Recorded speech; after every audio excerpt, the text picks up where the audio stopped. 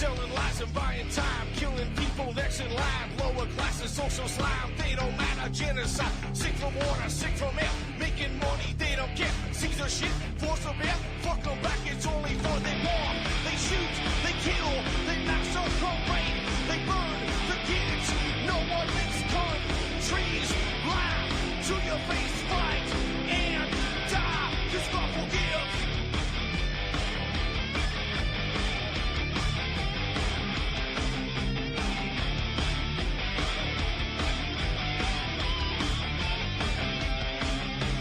Selling lies and buying time, killing people next in line. Lower classes, social slide, they don't matter. Genocide, sick from water, sick from air. Making money, they don't care. See their shit, force a bear. Fuck them back, it's only fair. They bomb, they shoot, they kill, they massacre, rape. They burn the kids, no one makes countries.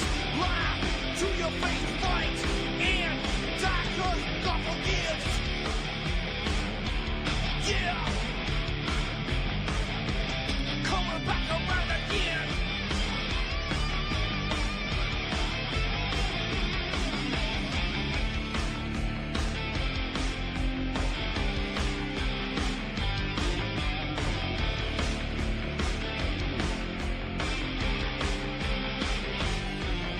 Yeah. Oh, is that loud?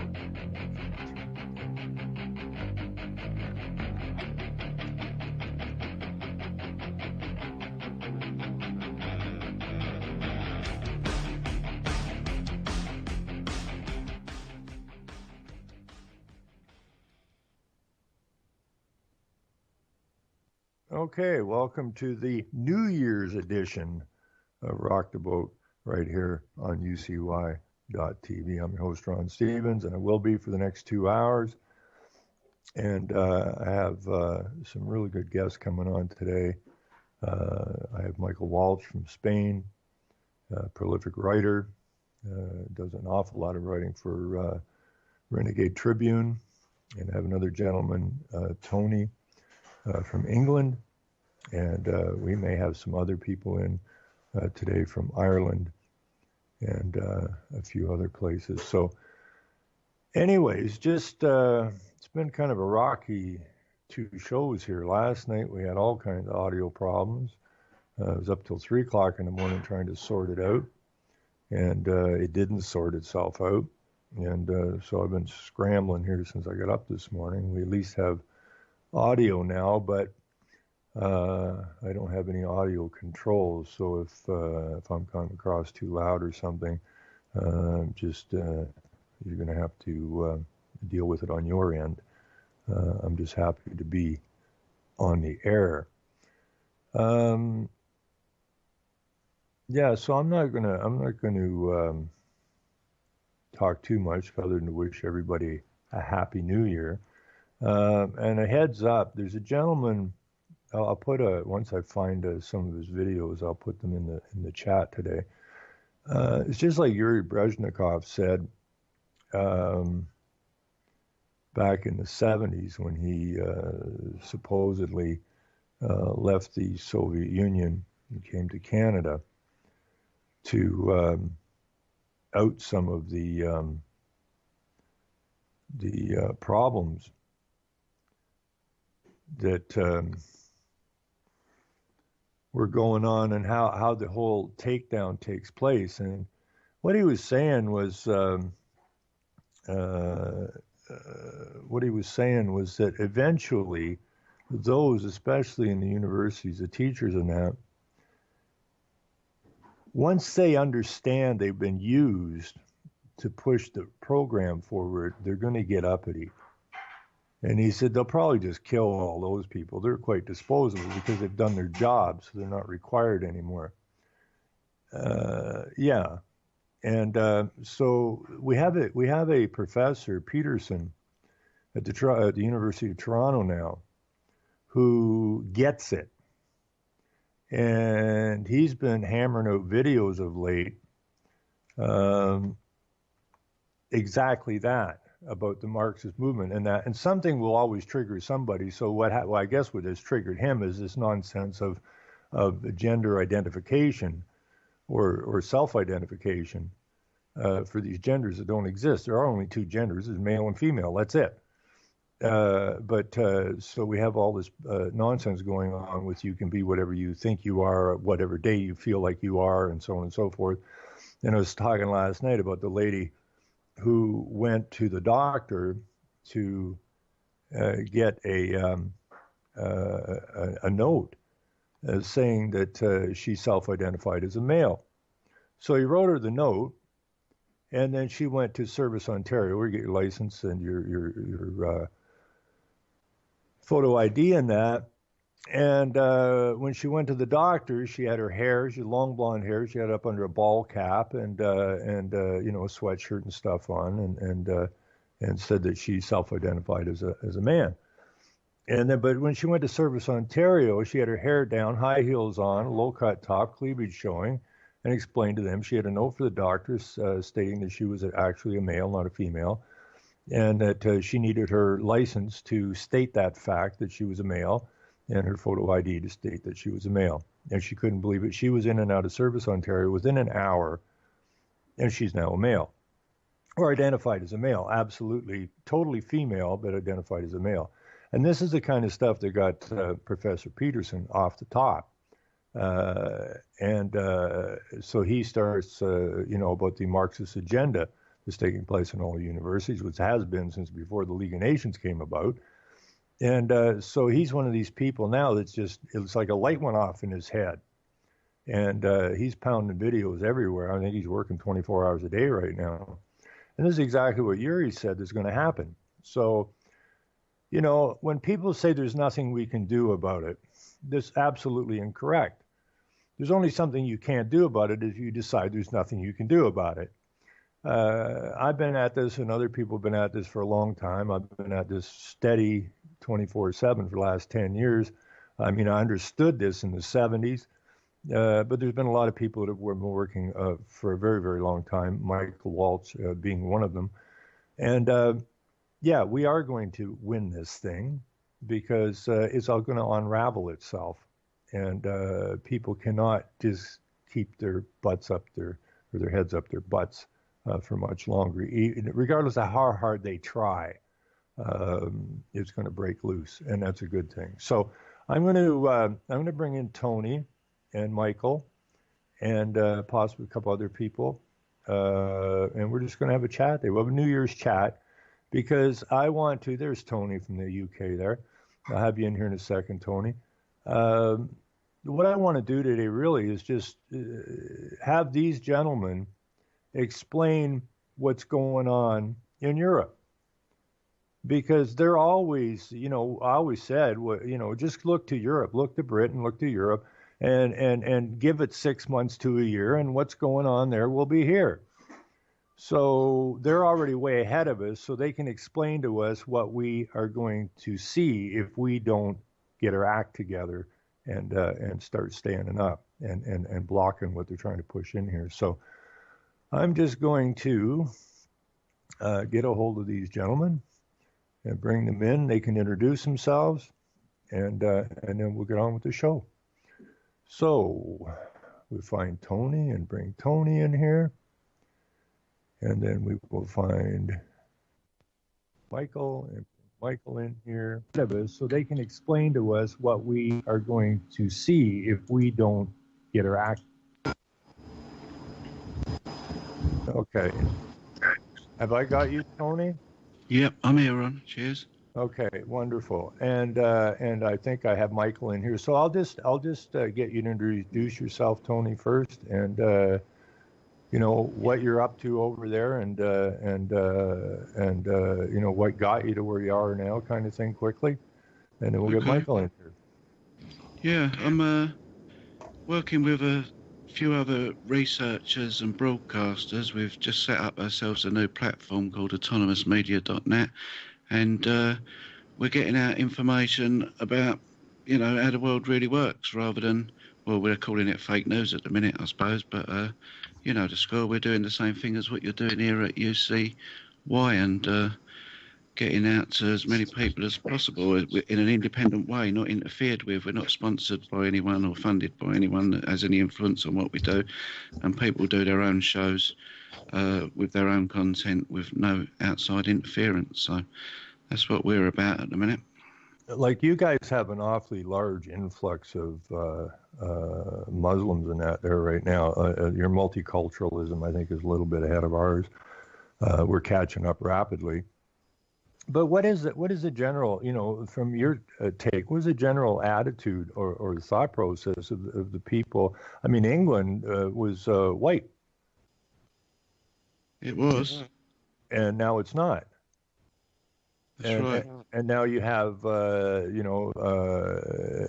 they brought in people from all over, but I think the real problem is this push for Sharia law. And I just wondering how the people in England, from what you see, feel about this. Well, they're split down the middle. A lot of them are caught up with the political correctness. Can I just say we've got a bit of feedback going on here and an echo. Michael's feeding it back to us. Can you turn your speakers down, Michael, please?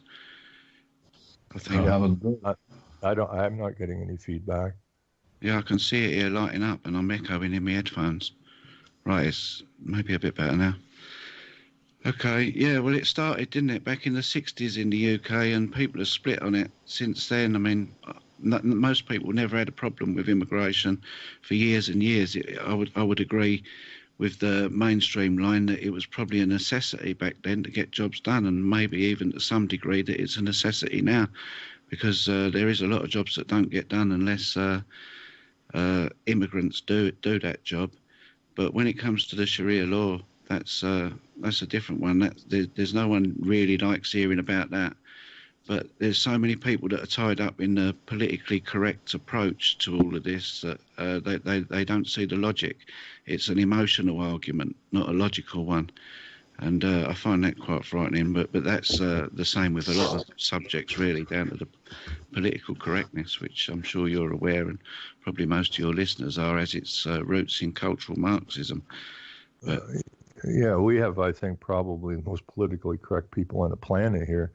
They are starting to ask questions finally, but it's taken a long time. It seems like to me this multiculturalism thing was set up in such a way that it was to soften the population up.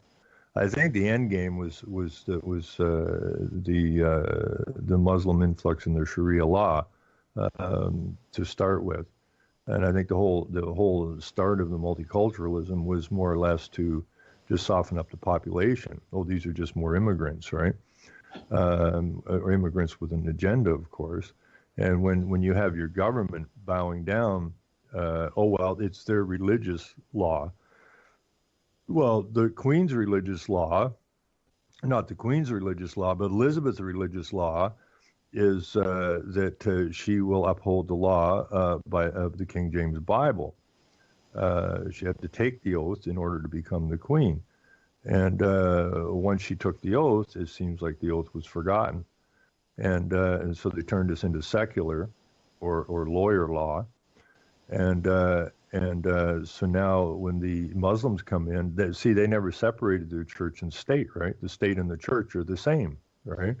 And our original law was supposed to be built on the biblical law and just do no harm. And it was taken over by lawyers and the bankers. So now when the Muslims come in, they don't have that separation, and they don't recognize our law because, or the lawyer's law, because it doesn't jive with their law. And this is going to get really, really difficult in the very near future. But I'm going to bring Michael in right now. Are you there, Michael? Yeah, I'm here. I'm listening in on the conversation, and it's of some interest to me, of course. Can you hear me okay? Yeah, you're clear as a bell. Oh, okay. There's a tiny little bit of feedback coming back off of something on your end. Not sure what it is exactly. Yeah, there's not a great deal I can do about it, but I can just talk and try to ignore it. It's not too bad. It's not interfering with too much. It's not too bad. It's not like what was going on last night. That was horrid. I think I have. I don't know what I got in here. Politically correct attack on me or something. I don't know. I've been having all kinds of Skype problems and computer problems as of late. but we'll deal with what we got.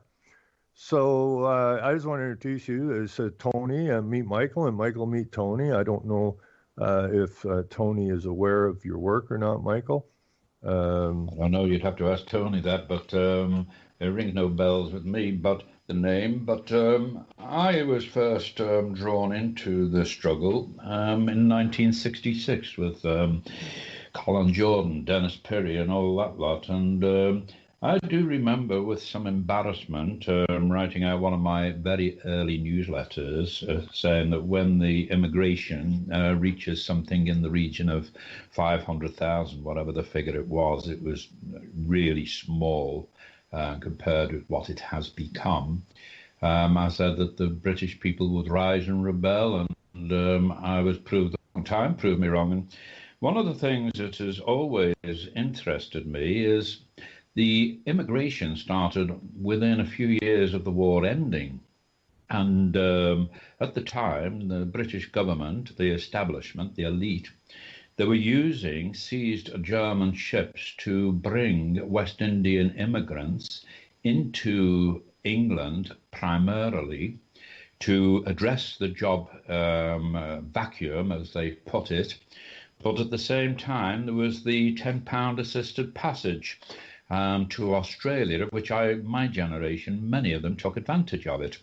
So many of my peers who went to school in the 1950s, they will have gone to Australia. I know a lot of them that did, and they took their skills to Australia. And while the British government was busy sending out hundreds of thousands of young men and young women out to the New World, Australia and Canada, but it was subsidised, £10 assisted passage, as I say, to Australia. What was taking their place were West Indian immigrants. And it was the anti-immigration campaigns during the 1970s were very, very vibrant. The National Front, when it was led by John Tyndall and Mark Webster, were of a size that we can only envy. And I do remember after Enoch Powell's Rivers of Blood speech, there was a massive impromptu march of dockers through London, and it was tens of thousands strong. There was a great feeling against immigration then. Then we had the Notting Hill riots, of course, so they were beforehand. So you had the feeling, but after the 1970s, after the collapse of the National Front and the collapse of the British movement, everything became very subdued, and it was almost as if the British people had thrown the white flag in. Perhaps they were waiting for the National Front, the National Party, the British movement to do something, and when they evaporated, each had their own reasons for doing so, or didn't have it hadn't been voluntary. Then I think the British people just sort of accepted their fate, and I'm a little bit out of touch now, of course. It's 8 years since I left Blighty, and I'm not up to date with what's happening now, so I do need to bring myself up to date. Well, I just for a half a second jump in here. When you talk about the immigration back after the war, I take you're talking about the Second World War. Yeah, sure. I was looking at a video of 1919. It was the same thing. That's when they brought the League of Nations in. And they sent all of our young men over to fight in World War I. And then while those guys were offshore, they brought in a whole slew of immigrants and that filled the jobs, right? And then they were being paid nothing, right? Cheap labor, and these are people who were mostly European, Polish and Irish and whatnot. But when the guys came back from the war, and it was funny because they actually held the guys back from coming back to Canada. A lot of them didn't get back for a year after the war, and they were getting ticked off. They just wanted to get home. But they were being given excuses why they couldn't come back yet. And that's when they were bringing the immigrants. And there was a humongous strike in Winnipeg in 1919, I believe it was, where the immigrants marched. And then when the soldiers came back and found out their jobs didn't exist, the police wouldn't put the strikers down, so the mayor fired all the police and hired a bunch of the. So they split the soldiers when they came back. A portion of them they hired as special constables to beat down the strike. It was ridiculous, but this was all part and parcel of the progression of the elites. And so World War II. I figure now the day World War II ended, World War III started. Only World War III is psychological and spiritual. It's population replacement. It's ethnic cleansing. Well, the British people and many others in Europe, in Germany, for instance, it's ethnic replacement. Ethnic cleansing.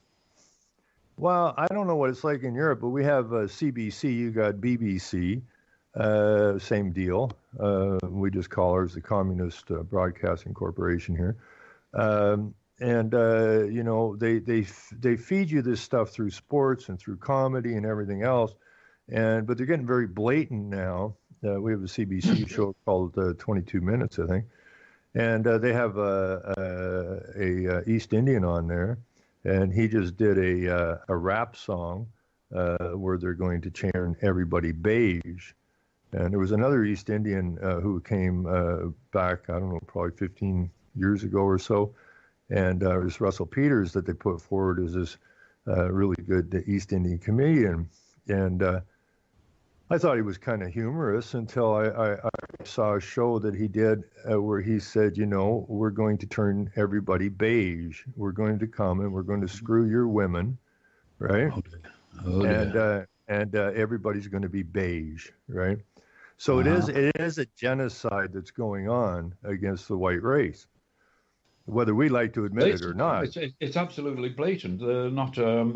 You said something a little bit earlier, that it was a subterfuge, but it's not. It's out in the open now. They're openly saying it, and they're openly saying things that if you or I were to say it, then we would be prosecuted. They're calling for the extermination, the genocide of the white race, and they're not getting the knock on the door. They're not getting their collars touched. But if you and I were to say it about any other ethnic group, then of course we would be almost certainly arrested and heavily fined or jailed. So we don't have a level playing field anymore. We don't have any justice anymore. So we've got to find an alternative. We can't repeat the process that we've been through for the last 50 years. Well, we are the minority. I mean, the white... Well, we're only a minority, but may say so, Ron, in as much as we're thinking this. And as I posted on Facebook a little bit earlier, and somebody said it was the best quote yet, I pointed out that the people who are actually hostile to us as an ethnic group that is hostile to us and wants to destroy our ethnicity, their population, world population, is 17 million. Now, that's smaller than the population of Singapore or big cities like Hong Kong. Now, even those are, not the Talmudics, and the Talmudics are even smaller. But the ethnic Europeans throughout the world were still 1 billion people. And we need to organize this 1 billion people and forget our national frontiers and join together, follow the example of the coloureds, follow the example of the Jews and the Asians, and unite. It's not a fact that he's living in Pakistan or Egypt. It's a fact that he is our ethnicity. And whether he's South African or living in Latin America or the United States, a brother or sister, that's as far as I'm concerned. Yeah, we do have to come together. I mean, there's that song by, oh God, I forgot what her name is now, out of Sweden. And they have them pegged as Nazis and white supremacists and all this kind of stuff. But she does a song, like if this is the way my race ends, I can't bear to watch it. Sweden's been overrun, England's been overrun. And yeah, like you said, it's absolutely blatant now, completely blatant. What they did here in Canada was CBC did a show called Little Mosque on the Prairie, and it was done to soften the people up to embrace Muslims, not understanding what this was about. So now we have, just up the road here from me, 30 miles, 25 miles, we have the New Year's story that came out of there was that the town welcomes Syrian migrants. There was no other stories there, New Year's Day stories. It was just that the entire town is so happy to embrace these Syrian migrants, not having a clue what they're embracing. My town has a Muslim. A lot of it is put-up jobs, isn't it? I do remember in South Africa, the media is notorious for it, and I'm glad to say that the media is now on its ropes. And I read yesterday that when Donald Trump becomes the president of the United States, he's going to talk to the people via the alternative media, via social media. He's going to ignore mainstream media. So it's on the ropes, it's out of the way. Apparently only 77% of people actually believe what they see and read and hear on the mainstream media. We do have to borrow from them, though, and I've said this time after time, and I said it to John Tyndall years ago. I had the little newspaper, The Phoenix, and everybody was grabbing that up because it had cartoons, it had puzzles, it had fashion, it had dining tips and all kinds of things in. But 20% of that newspaper was propaganda, or pro-white propaganda also. But the problem, the failure, I think, of the alternative media is that we're very, very predictable. It was like the spearhead, in the National Front. Even John Tyndall's wife, Valerie, she says we never read it, to tell you the truth. Thunderbolt, you might remember, in the United States. You didn't even know because it was just different criminals on the front and different white victims. But, it was the same story every time. We've got to branch out and do what the Daily Mail does, and we've got to have a fashion column, a sports column, and all the rest of it, so that people buy it for the sport, and then they're brain cleansed by, our political input.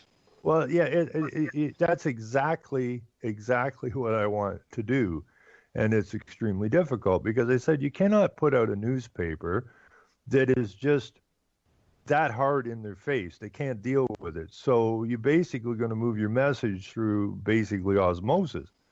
The guy's reading the sports and he sees this other story and he may breeze through a bit of it, but it's putting a seed in his mind all the time. I tried to start a Canadian online radio network years ago, and it's identical what you're just talking about. People say, well, I don't understand. I don't know what you're talking. I don't want you to. I don't care. I want you to talk about what interests you. If you want to do a show on knitting or carpentry or sports or whatever, okay, we need to get these people listening, and then they'll pick up a little bit on these other shows, right? You bet. And that's how you're going to have to run it. You can't just come full bore at them. I had a friend up in about 50 miles from me here who really kind of burned himself out. He worked so hard putting on, conferences and stuff, and he did a little newspaper, but it was just total, from front to back, total hardcore, right? Yeah. And nobody's going to read it. No. You know as well as I do that, the British newspapers, the American newspapers, they're all very, very political. You know it as soon as you look at the first article, the political slant on it. But if you go up to any Briton and say, oh, by the way, which political newspaper do you read? He'll look at you like you've got two heads. He says, I don't read a political newspaper. Right. He just can't understand it, but he is. Every time he picks up a copy of the Telegraph, the Times, the Daily Mail, the Sun, the Mirror, he's picking up a political newspaper. Now, that's how subtle they are. They don't even have to read the stories. The headlines are there. Well, I see people all the time. They say, I hear them. They say, "Well, I just buy. I don't worry about the political side. I just buy it for the sports or the entertainment or whatever, right?" But as they're leafing through it, those headlines pop out at them, right? And that is osmosis, as far as I'm concerned. It just sinks into your brain whether you want it to or not, and you're stuck with it, right? Well, years ago, if I may interdict there just for a moment, Ron, is the Daily Worker was it was the communist newspaper in the 1940s, 50s, 60s, Ron, from London. It was very, very popular in Liverpool, and I couldn't figure it out. I thought, well, they're selling 20,000 copies every single day, but, the people in Liverpool are not Bolsheviks, for God's sake. They're not Stalin supporters. And what it was is they had, I think you call it a horse racing pundit, called Caton, and he was particularly good at spotting winners, in the horse racing world. So the dockers used to pick it up to see what his choice was for the racing that day before they put their bets on. But of course, once they'd done that, they're sitting in the loo or at the canteen or wherever they were, and they were reading all the bloody communist garbage. Exactly. So it was Caton was the sprat to catch the mackerel, and we've got to do the same thing. So how are you going to get a girl without a top on onto your radio program? Come on. Well, it's the same thing. I mean, they sell. They've always sold the Marxist program basically to the workers. About better improved working conditions and this and that and that and this. So it's aimed at them, but it's written in such a fashion that they don't understand what's behind it, and they play into it. So the people got really weak over the years. Like you said, in the 70s, I was very frustrated in the 70s as a young man. You couldn't have an intelligent conversation with anybody, and they just didn't want to hear anything. And but it's taken a long time, but it's starting to change. And the mainstream media has gotten so ridiculous that even the dumbest of the dumb has to go, "What the hell's this?" Yep. So I see change. It's slow, but then if you look how long it's taken the Marxists and that to get control of everything, it took a long time, and we won't fix everything overnight. But we also have to keep putting one foot in front of the other. And basically, what we are going to end up doing is pretty much, call it a reverse media or reverse coup. Is we almost basically got to use the same tactics they used. Yeah, we need to, because whilst the mainstream media is still in control of what people are reading and believing, they're censoring an awful lot. And in actual fact, I read the other day, not from British media, obviously, that this year has recorded over 1,000 attacks on so-called refugee centres in Germany. Now, you don't get this in the mainstream media, so the feeling is there, but they're keeping quiet about it. Tony could, we could organise a march through London of 2 million against immigration, but if the media doesn't know about it, then the people of Manchester, Birmingham and Halifax and everywhere else, they just think life is absolutely normal. And it's not normal, but they're just keeping quiet about it. Well, my friend who is doing his little newspaper and that is kind of resting right now. He got beat up pretty good mentally. He couldn't figure out why people were so stupid. And that's what I felt in the 70s. But I just said, okay, I'll come back at this later. But he was he was on a UN detail. He felt responsible. They had immigrated here after the war, his family, and he felt obligated. And so he joined the army and didn't understand why the oath was not to the men and women, but to the Queen. And he went ahead and did it anyways. But he did a piece that I filmed, and he told the people at the meeting. He says, when they come here, they will do what they've done to the other countries. Yep. They can come and knock your door down and drag your women out and rape them and kill you, and you will never see it in the news because this has been going on forever, and it never gets to the mainstream media. So people don't know about it. And then when you try to tell them about it, they don't want to hear it because they didn't read it in the mainstream media. They didn't see it on the TV news. So he said the same thing is going to happen here. When these atrocities start, you're going to say, well, why isn't it in the media? Now, I don't, just to get back to Tony, now I've seen stories for coming out of England not in the mainstream, of course, but where they're actually running out the police and the ambulances and the fire trucks out of these so-called Muslim enclaves that have set themselves up in England. And have you want to talk about that a little bit? Well, I haven't really seen anything about it, to be honest. I've not seen nothing on that lines. Oh, because I see. I'm sorry. One thing I did want to say from what Michael said earlier was when he was talking about the demise of the National Front and the British movement and that things went quiet from there. Well, I can understand why they went quiet. I remember those times quite well in the late 1970s and what was going on and the infiltration of those groups and the fact that it was all turned into violence. It was war on the streets. And I can understand why people didn't want to get involved in that anymore, why they said they turned their back on it, because I don't like seeing what's going on, the extent of what's going on, but I understand a lot about it, a lot more than most people on the street do. I don't mean that sound big-headed, but they're getting their info from what you're saying and we're all saying is the real fake news, the mainstream media, so they don't really know what's going on and why.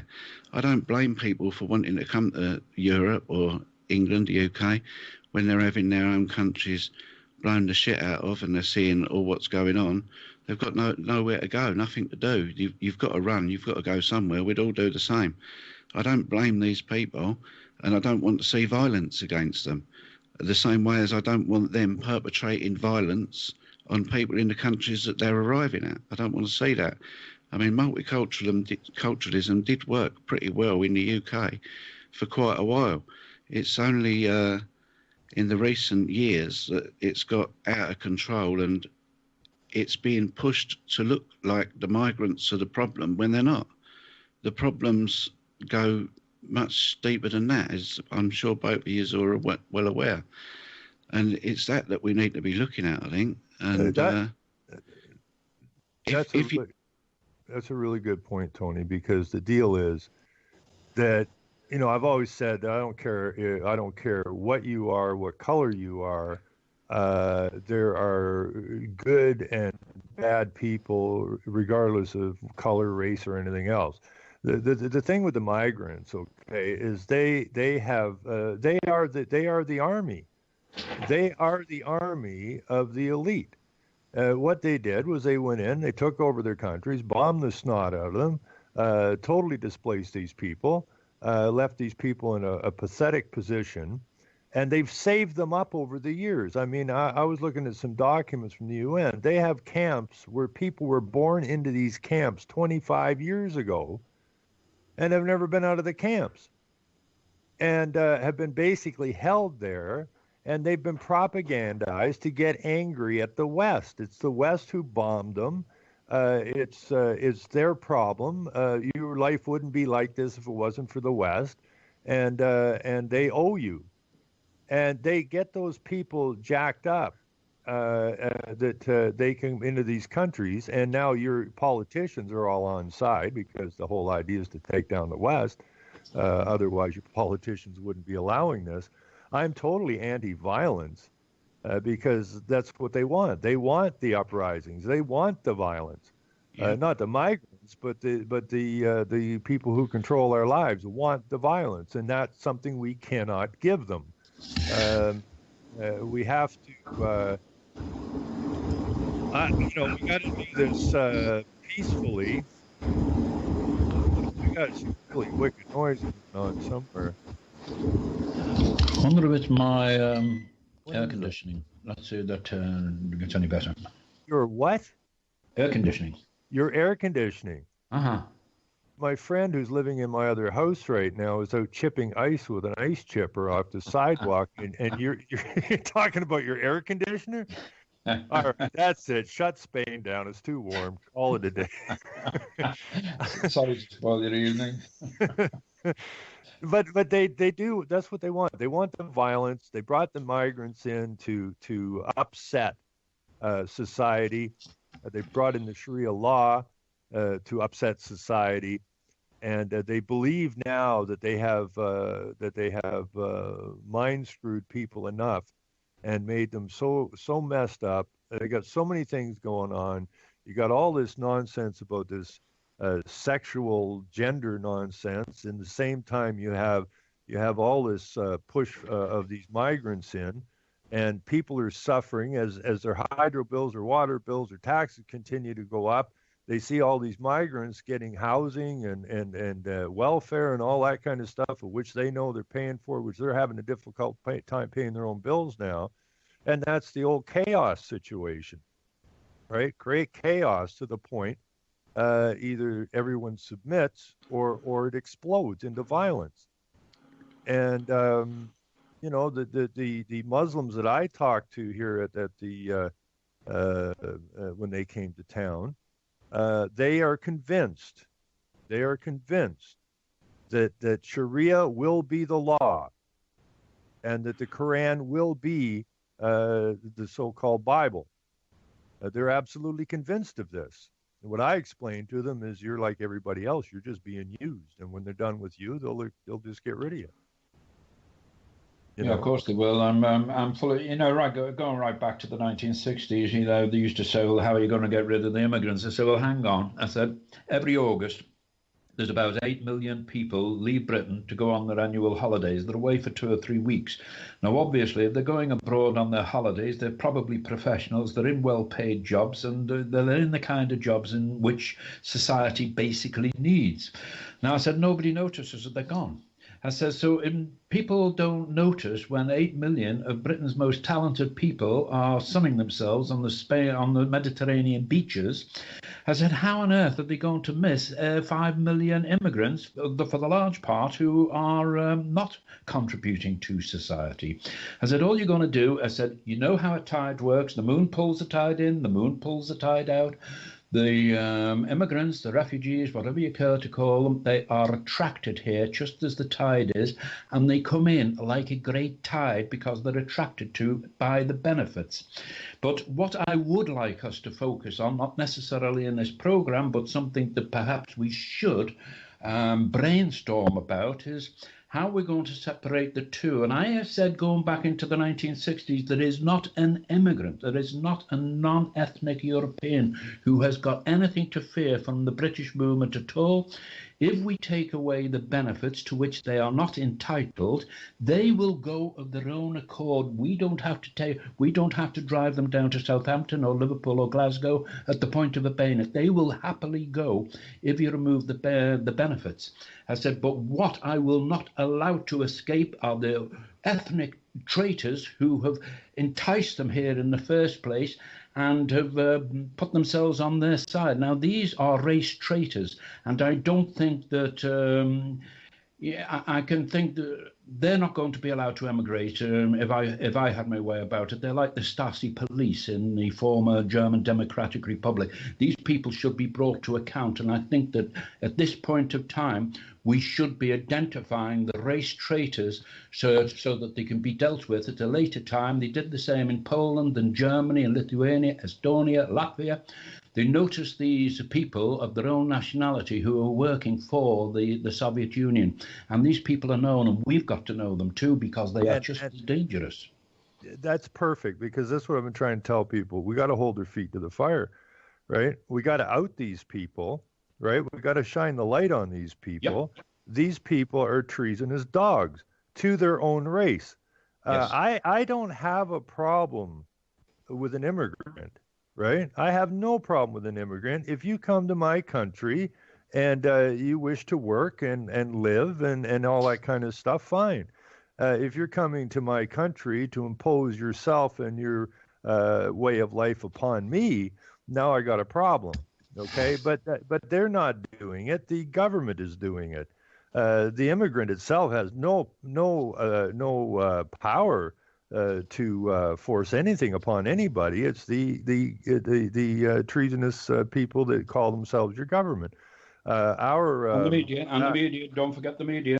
Oh well, the media. I mean, Rockefeller. You know, he said, "I want to thank the media for staying silent these last 40 years," and he said that so it's again about 50 years plus now, because we'd never been able to move our plan forward without the help of the media. Yeah, the media is out. Every media outlet should be sued as far as I'm concerned. But our Minister of Immigration was a TD Bank guy, Toronto Dominion Bank guy. He's a piss tank. Now he's the Minister of Immigration, and I just put him up as I've titled him the Minister of Genocide, because that's his job. And I'm being perfectly honest. I'm not calling the guy out for anything other than he is. And no, we gotta put their feet to the fire. That's the problem. I keep telling people we can do these shows till we're blue in the face, and it helps. But until we actually get out there, like the ladies in Calgary did, them ex-school teachers who found out finally realized they've been lied to, and they lied to the children all the time they were teaching school, when they wanted to get the fluoride out of the system in Calgary. They would go to the town hall. Just happens to be a Muslim mayor, and which kills me because I used to live in Calgary. I can't even believe we got a Muslim mayor in Calgary, which is like Cowboyville. And but this is nobody wants to get involved in politics, so there's that void. There's an old saying: you're either going to affect politics, or you're going to be affected by it. And the point is, we got to get our people to get up and get hold of some of this power. And beat it back from the inside, because if we're on the outside, all we're really doing is throwing rocks at the wall. But those teachers, when they went to the town hall, the city hall, to ask them to take the fluoride out, and they wouldn't, and they patronized them like they always do. They took it upon themselves to say, okay. So they got pictures of each of the counselors, put their home addresses, their home phone numbers, and started posting this everywhere in the city, on all the bus stops and shelters and all that kind of stuff, and just simply said, call these people and tell them to quit poisoning you and your children. And once they did that, all of a sudden, the fluoride came out of the water. As long as they were just going to the town council hall or the city council and saying, we'd like to take out because this study says it's poison, this study says it's bad for you, and all this kind of stuff. Yes, thank you for your information. We'll look at it. Enough. Have a nice day. Goodbye. And they finally realized they weren't getting anywhere that way, so they just took it to them through the public. And I guess these people were getting phone calls like a bitch.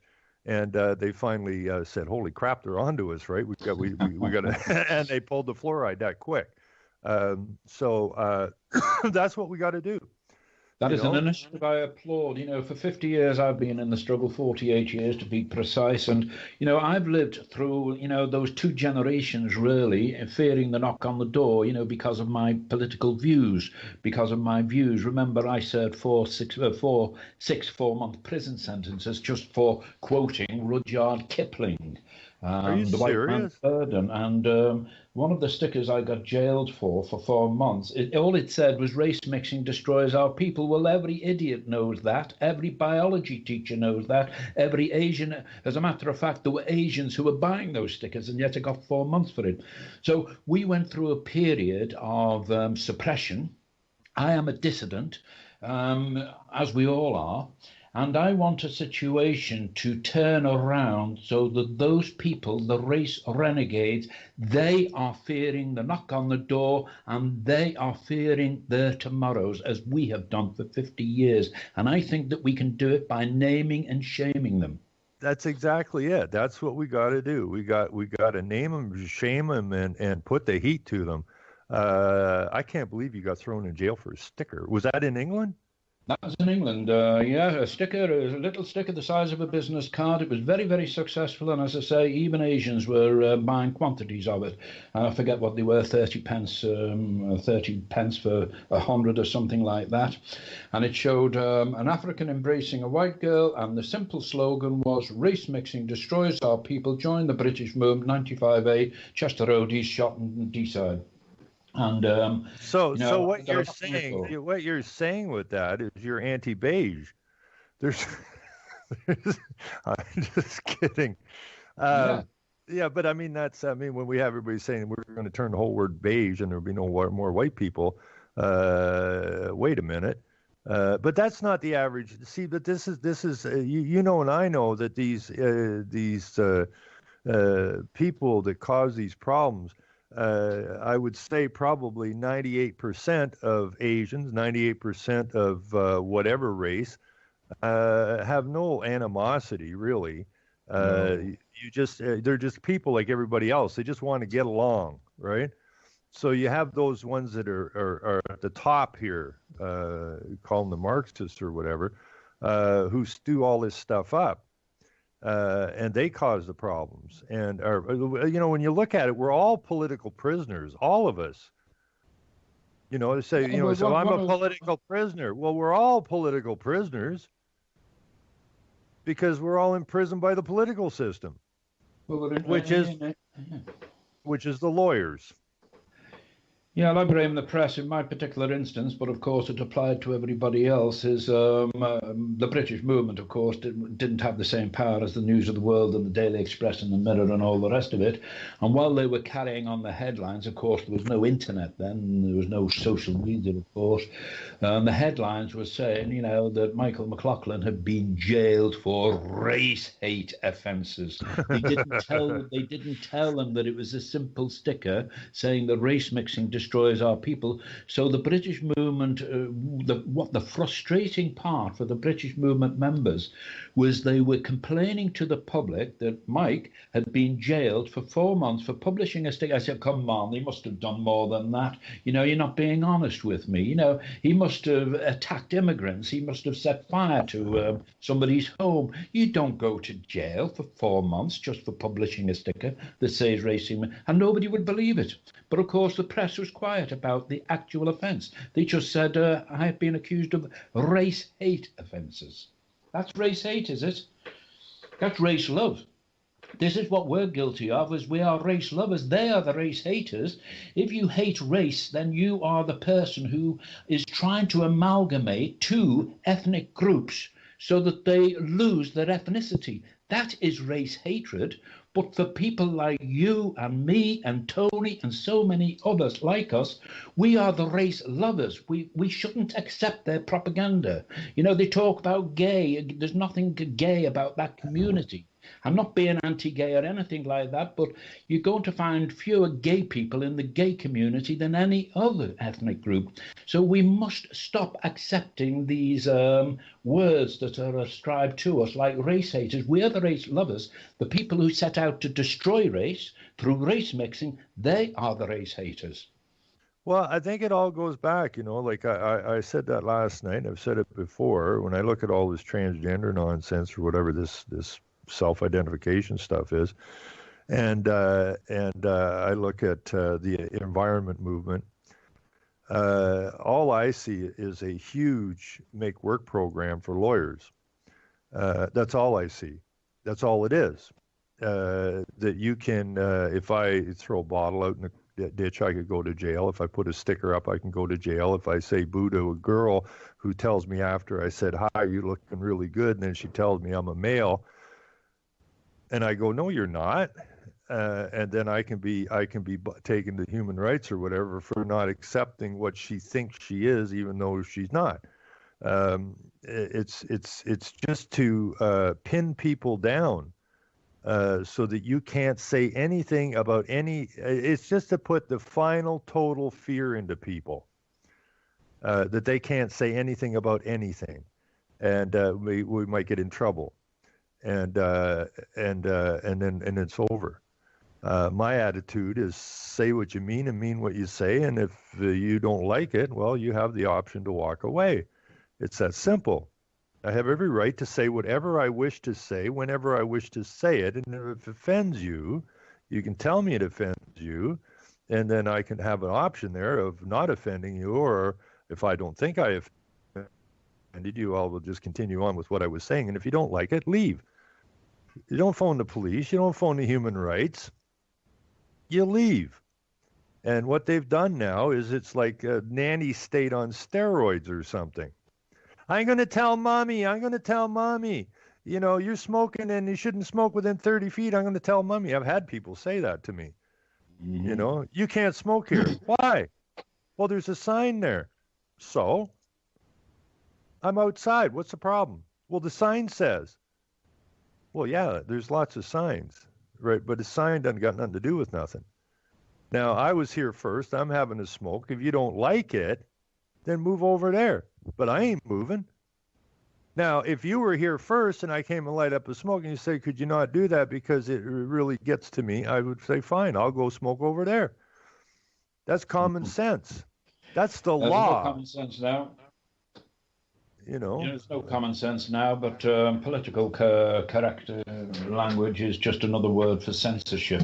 It's making us afraid to speak our minds. There are too few who will speak their minds. But I do think things can happen very, very quickly when people reach a particular pivotal point and they've had a belly full of it and they've got nothing left to lose, and this is when things turn violent. And I honestly believe after 48 years in the struggle that we have now reached a pivotal point, largely thanks to the internet, which they never ever anticipated. And when I see the information out there on alternative media, I could never even dream of that. You just think that when we were campaigning in the 1970s, if I wanted to talk to 100 people scattered around the country, not around the world, then I had to get an old cassette and a printing machine, and we had to buy the ink and all the rest of the garbage that went with it, and we had to laboriously turn the damn thing and print these things out, wait for them to dry, then shove them in envelopes, then go down to the post office, stick stamps. Now this morning I just sent out nearly 400 emails out in 10 minutes. Like that, no stamps, no cost, no nothing like that. We've got to take advantage of that, Ron. We've got to take advantage of it, Tony. Well, I think we are. Everybody's been hacking at this a long time. Most of the internet is disinformation. It's terrible stuff. People get tangled up in that, and people are generally followers, they're not good researchers. And so it was Rockefeller that said, you need to shut this internet down because people are using it to spread information. And they just told Rockefeller, well, we can't shut it down because your whole frickin' world order is based on the internet, you twit. Mm-hmm. So, they just said, well, what are we going to do? Well, we'll set up guys like Alex Jones and that. And we'll just disinfo the shit out of these people, right? And thankfully, more and more people are becoming extremely good researchers, because once you've noticed that you've been had by somebody, you're on the lookout the next time. And so a lot of even this alternative media, I'm not a huge, I'm a fan of alternative media. We're doing alternative media. But I would say that the vast majority of alternative media is just a rebranded propaganda machine. The vast majority of it is. People don't do the proper research before they put their stories out, and then it gets picked up by everybody else, and it gets disseminated all over the place, and people get confused by that again. The upside is that these clowns, and they're psychopaths, and they know that they need to have you consent.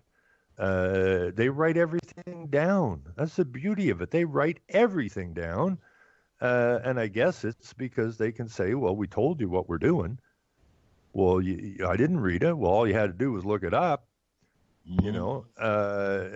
So people are getting much better, though, at quick research and stuff. I tell everybody, I don't care if it's your favorite radio show.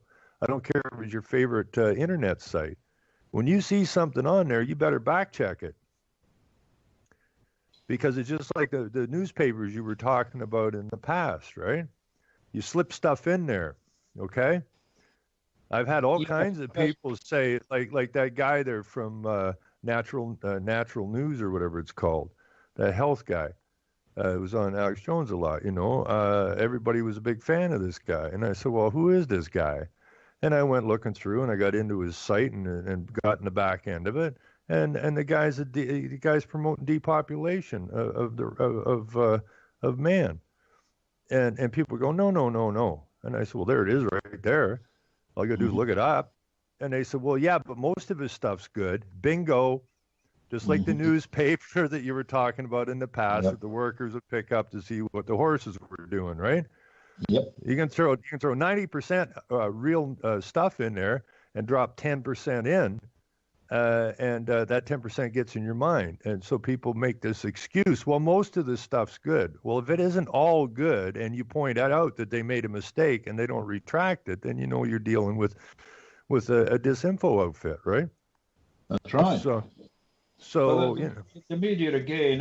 I used to have a cute trick that if I wanted to get into the news, I would get in touch with Tony or a friend like that, and he would send in a news report to a newspaper, saying Michael Walsh, he's selling all of this rabid and Nazi stuff. So the press would pick up on it, and I'd get a little bit of publicity. But they won't do it now, because as soon as they do it, they're not stupid. As soon as they do it, everybody's going to go onto Google, look up Michael Walsh or Mike Walsh, and they're going to find the truth out. So they're not there. The media itself is very, very much boxed in. And as you quite rightly said today, ignorance is a choice. For the first time in history, if one is ignorant, it's by choice, because the real answers are out there if they care to look for them. Exactly. I'm quite positive about this now. And I've had people say, how can you keep doing this long for nothing? Right? It's been very financially devastating. But how can you do this long with no real results? And so, well, it takes a long time and a lot of effort and for people to start to realize what's actually going on in their lives, that they're not in control of their lives, right? And as they push harder and harder, more and more people ask questions, and then they're looking for information finally.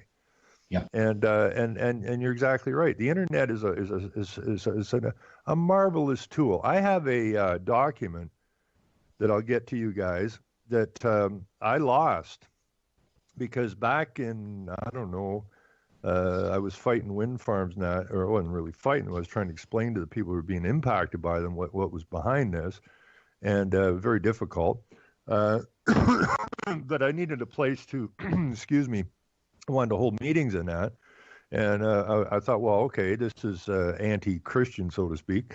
So I'll go to the church, and we need bodies. I need to get some bodies going here. Mm-hmm. And so I thought, well, okay, I'll go to the churches. Well, it wasn't long at the churches before I figured out something was really wrong with the churches. Right. And then I finally went to this Lutheran church, and I'd printed out this document that I'd found. It was about 30-some pages, and I took it to this preacher, and I sat down with him, and I asked him if he'd ever read 1984. He said no, and I'd like to. I said, well, I got one copy left. I think I'll bring it to you. So we sat down. We discussed this for about an hour, and he had children in the school. This was back when Al Gore was running, or everybody's running around showing this Al Gore video, and his children were in school, young kids. And I said, well, how do you feel about what's going on in the school? And he says, I hate it. It's like I got to deprogram my kids every day they come home. Well, my next question is, why you even got them in there, right? Mm-hmm. If you realize this, you should pull them. But we talked, and it was a document about, it starts out with, and it was in the 60s as well, where they infiltrated the churches. Right. And they had a 1-800 number back to Robert Mueller's office at UNESCO. So that the preachers and that, if they're having a hard time in their congregation, I guess, could call back there and discuss how they're going to deal with their congregations.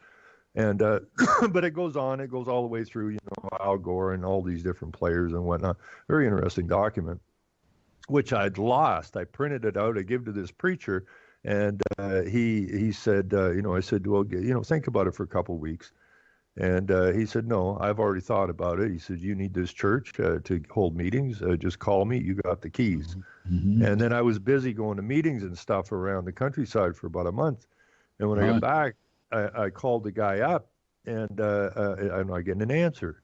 So my neighbor goes to that church, and I got a hold of her, and I said, what happened to whatever the preacher's name was? And she said, oh, they've moved him. And I went, damn. There goes my church.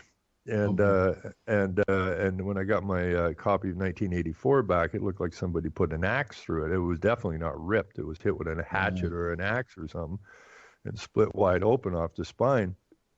And where the hell was I going with this? But anyways, somebody was looking on my blog the other day. That's where I'm going with this, because I have looked in my computers. I couldn't remember what the name of the document was. I've been looking at my computers and that couldn't find it. And the other day, I just checked to see who was looking at what on my blog, and I saw this thing, and I said, "What the hell's that?" And that was it, you know. So I found it because somebody had found it in my blog. There's well over 1,000 posts in there. Wow. And it was from 208. So I found it and downloaded it again and turned it into a PDF and then put it back up on the blog. So I'll get that to you guys because it really lays it out. I mean, they have the scientists saying we have nothing to base global warming on, right? I mean, it's a very long thing. 35 pages isn't long, but it spells it out very clearly that even the stupidest of the stupid could hopefully understand how we've been conned. And do you fellas think there might be another problem, and this is apathy, inertia? Because, you know, we have when we were at sea, you know, we had a saying: there are too many chiefs and not enough Indians. But this is the other way around, and there's too few chiefs and too many Indians. And there's a terrific apathy. I think we call it in Britain tolerance. It's not tolerance, it's cowardice. You know, if you want to know the accurate word of it. And they're waiting for somebody else to do it for them. And, you know, we just can't do it because we're too few in number. So we've got to somehow galvanize people and make them believe in themselves, you know, that they can improve things, but they will make, that they've got to do it themselves. Well, this is one of the things that I complain about all the time. Is what we have to do is we have to strengthen our minds and our spines, because both our minds and our spines have been weakened. And they've been weakened through propaganda. We've been weakened through the idea that you can have something for nothing. And that's the government benefits. Whenever things start to get tight, the government will bring out a benefit. And I told my friends in that back in the 70s, okay, this is the benevolent dictatorship part of this. And that's to soften you up, to make you dependent upon them. And when they turn on you, and trust me, they will, you won't know how to deal with it. That's true. Okay, and so that's where they have us, and we have to turn that around.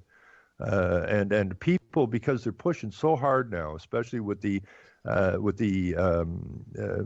negative impact on the average family now. Sure. You know, they can't afford their water, they can't afford their food, they can't afford their pills, yada yada yada.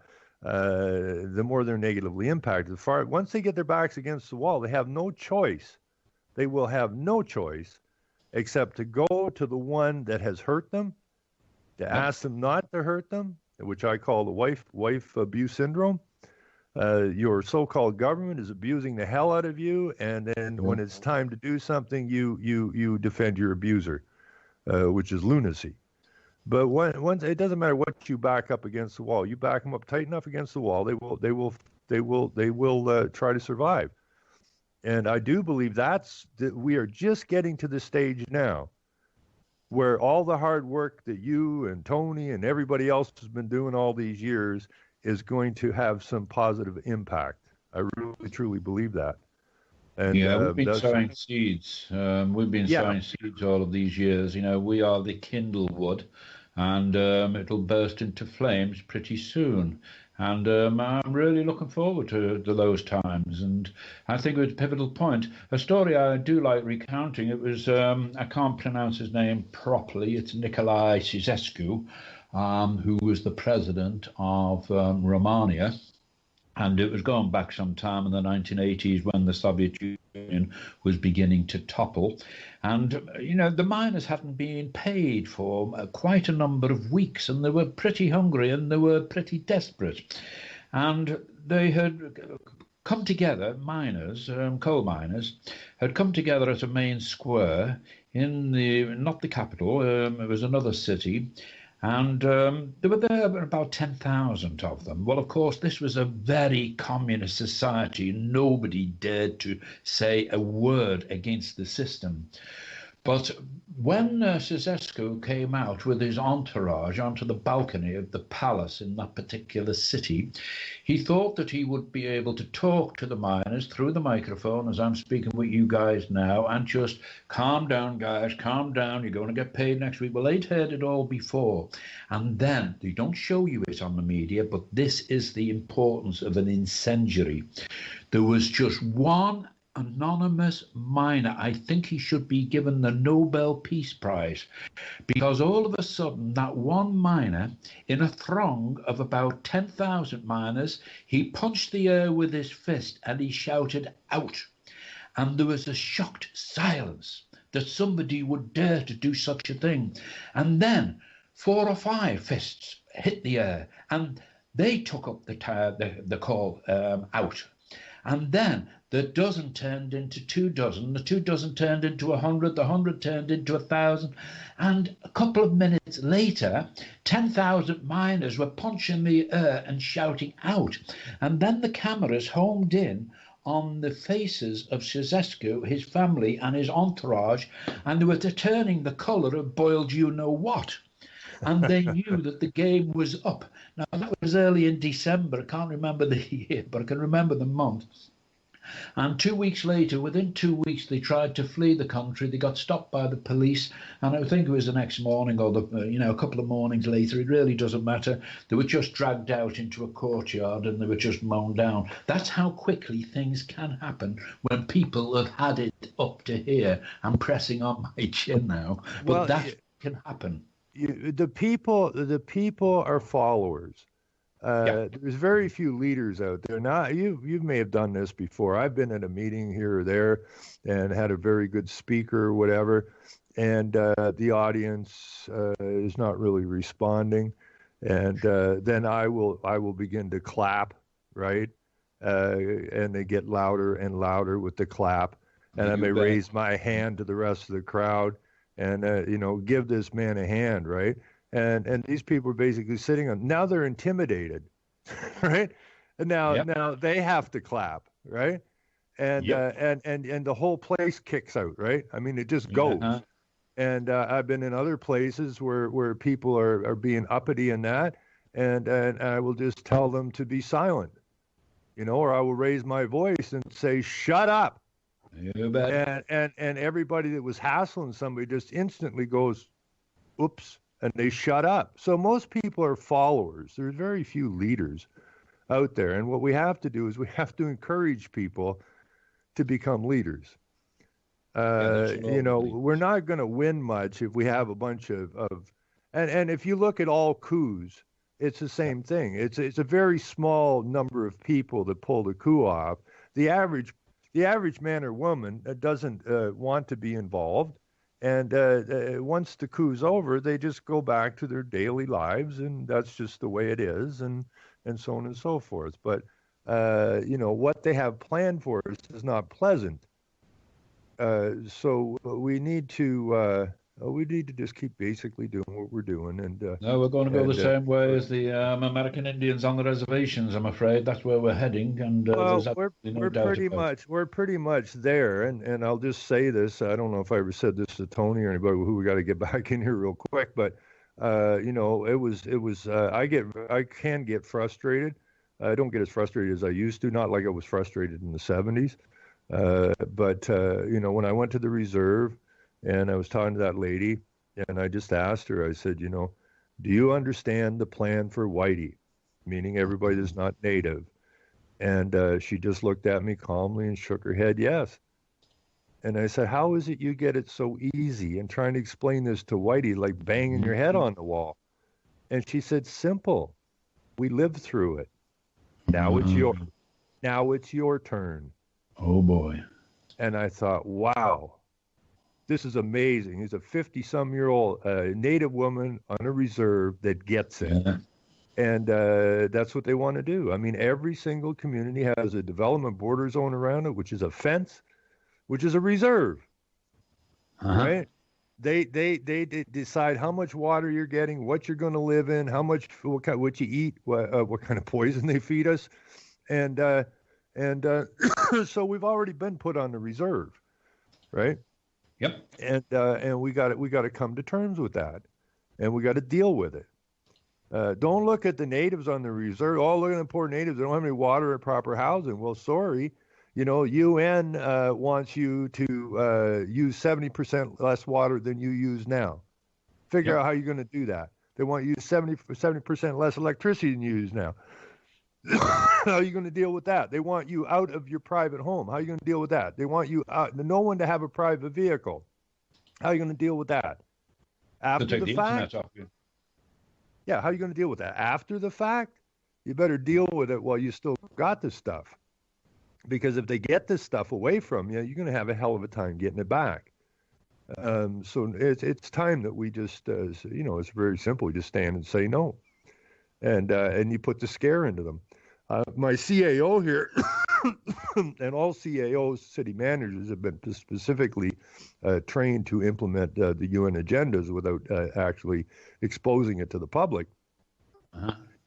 When I have counselors I run into in stores and that, they see me. I don't even have to say boo to them. They just see me, right? They drop their heads like, holy crap, Ron's in here, right? And they just bail. They're gone. They just run like rabbits because they don't want me to speak to them in public because they can't win the conversation. And the point is, if everybody puts the fear into them the same way, they're done. They're done. As long as they don't fear us, they will continue to hurt us. You're absolutely right, and we've got to, as I say, refocus. We were talking about it before, and we've got to start identifying these people. And these people, we had the same problem in, I think it was the Indochina, as we called it, Vietnam. And, a lot of Vietnamese girls were giving themselves to American soldiers, white and black. Now, of course, there was a pretty obvious, they thought that the American troops were going to be there forever and that their future was secure. They were marrying or they were shacking up with American servicemen. But, of course, we all know that it ended up very, very badly for the Americans there, as it did in Syria and Libya and all the rest of it. The Americans went home to America, and they left a lot of half-caste kids behind them. And these children now are outcasts in their own society, because both sides reject them. Right. You have the same problem, and you wouldn't get a policeman, a senior policeman, mind you. It was a senior policeman in Merseyside, Liverpool Police, as it was at the time, and he said, we don't have a problem with, the white people, basically. He said, nothing that, that causes us concern. And he said, we don't have a problem with the African community or the Chinese community. He says, 90% of our problems are from the, what do we used to call them? We used to call them half-caste, which I believe is very rude now, but I'm sorry, I can't think of another. Mixed race. He said, most of our problems come from the mixed race, he says, because they don't have any cultural or ethnic identity at all. Mm-hmm. They're rejected. So somebody who is neither one thing nor the other, he's rejected by the Africans and he's rejected by the whites. Mm-hmm. You follow me drift? Yeah, I get that completely.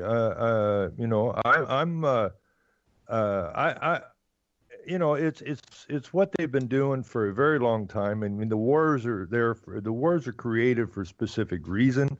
It is not about your freedom. It is not about your protection. It's to drive an agenda forward. Always has been, always will be.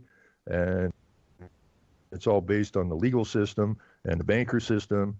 And both are fictional. And until we can get back to real law, peace and freedom will never exist on this planet. But I want to get back to Tony for a minute. And that is... When Margaret, well, you may even be, both of you will be aware of this, but I read the news and that, but during the Margaret Thatcher years and that was during the privatization era. I know our people here just rolled over. They privatized most everything here now. Mm-hmm. And I just wondered, Tony, when in England, well, I mean, they shut down all your coal mines and everything, didn't they, in England? Like, they shut down the mines? Well, they shut everything down, didn't they? Is Tony there? I don't think Tony's there anymore, is he? Yeah, he's here. Is he? Oh, wait a minute. Let me look.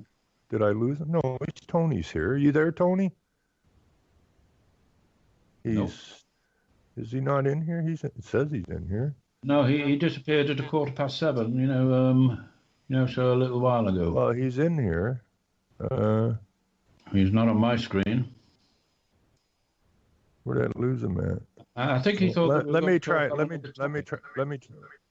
What happened here? Let me try and bring him back in.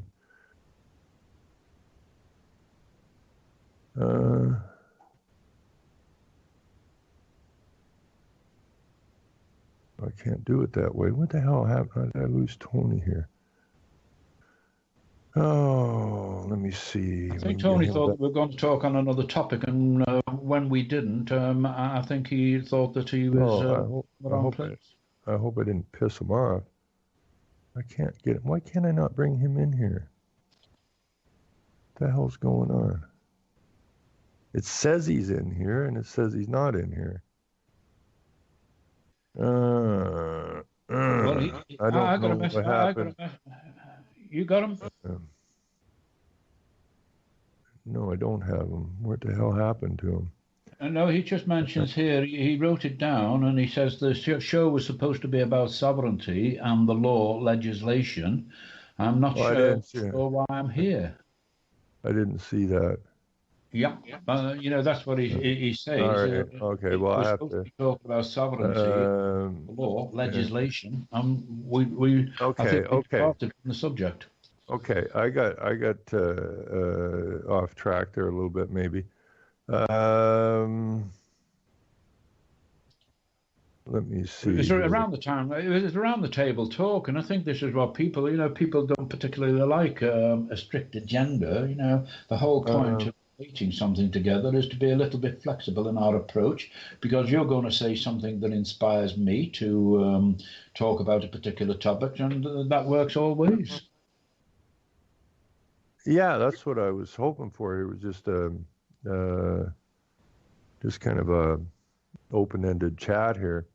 Yep. Put some ideas forward. Well, of course, everybody can contribute. I know that I'm very bad at it or very good at it. Well, This is what we should do rather than just disappear, I think. Well, I didn't. I'm of the opinion that if we got off track, I know what I will do. I will jump in. Yeah. And if Tony's still there, please, jump back into this conversation, because you guys are from that neck of the woods, and it's important that the whole idea, I think, is to encourage people to get involved and stand up. And I see a note here that was something about sovereignty in that, or you told me about that. And we don't have any sovereignty. We never had any sovereignty. We haven't had any. We've all lived under tyranny since, if you understand the British law, which is based on the British law, the only authority the royals have, or the kings and queens have, to rule is to abide by their oath, which was to the King James Bible, to the law. And as soon as they move away from that, they have left law and moved into tyranny. And when the man or woman takes the oath to uphold the law, and then becomes the entity, the king or the queen, they have they're on a tightrope. And once the lawyers and that get a hold of it, then as Elizabeth said in her oath, uphold the law to the best of her ability. Well, what is that supposed to mean? Now, you got to understand, she was only 27, I think, at the time. What does she know, right? Mm-hmm. So she has this huge bureaucracy behind her, the lawyers and everybody else, the priests who want to use this woman for their benefit. And they have. Now, I'm not saying Elizabeth's good or bad. I never met the woman, and therefore I can't say anything good or bad about her. But the fact is that the title is the legal system, and the Queen, not Elizabeth, the Queen, the fictional entity, is at the apex of the political and legal systems, which are both corporate. So as far as this idea of sovereignty is concerned, there has been no sovereignty. We're not sovereign nations. Okay, we're just stuck on the plantation. And as the gentleman from the Attorney General's office here said, and he agreed, is that we have never left the feudal system. Okay, we are still in the feudal system, only it's worse than the old feudal system. In the old feudal system, the king would grant you a piece of land to use. Now, thanks to the lawyers and the bankers, we aren't granted a piece of land for our families to use. We have to go and borrow some fictional money and work our asses off and give them our labor. And they feed off of us. So this is hardly sovereign. And this idea of being a sovereign citizen, well, there's no such animal, because a citizen is a subject. And you can't be a sovereign subject. So that doesn't work. So these terminologies about sovereignty and that, the only sovereignty you can possibly have is law. And the only law you can run with is the only law that we know of, and that is the law of the King James Bible, which is cause no harm, and that is law. The legal system is designed to specifically cause harm, which it does. So how do you become sovereign? Well, we have to get back to law. We have to get rid of the lawyers. And, I think it was one thing Tony wanted to talk about, which I'm going to try and get him back in, is the idea of what the UN and the players that created the UN want to do. They want all nations to hand over all of the resources to them so that they can divvy out to us adequate housing and water and yada, yada, yada. And one thing that Tony and I had spoken about was, which I agree 100% on, and which they were doing in Britain, is figuring out what the assets of the country were actually worth. The buildings, the water, the resources, and then just create a bank based on that amount. And I said, that's exactly what we need to do, which is, and the same thing here in Canada, because this is the same thing, the people that are trying to take over everything on the planet and control it. It's like Rockefeller said, own nothing and control everything, right? That's right. So we need to take control back of our resources. These resources do not belong to any fictional entity. They belong to the men and women who live there. Plain and simple. Those are the resources of those men and women. And to sit down and put a number on it. And he is also, I think the same idea I have for free trade, is that free trade is a race to the bottom. We need fair trade. We do need competition, but we also have to have fair trade.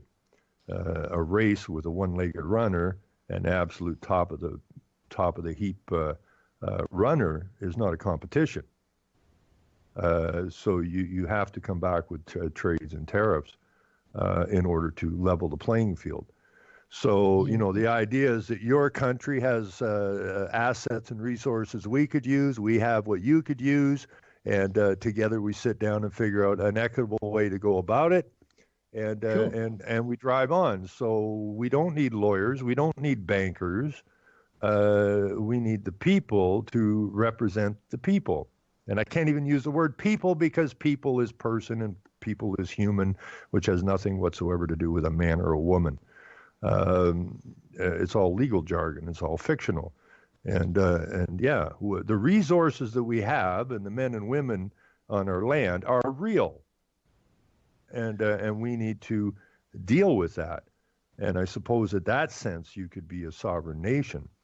But other than that, we can't. We just have to get out of this damn legal system. That's all there is to it.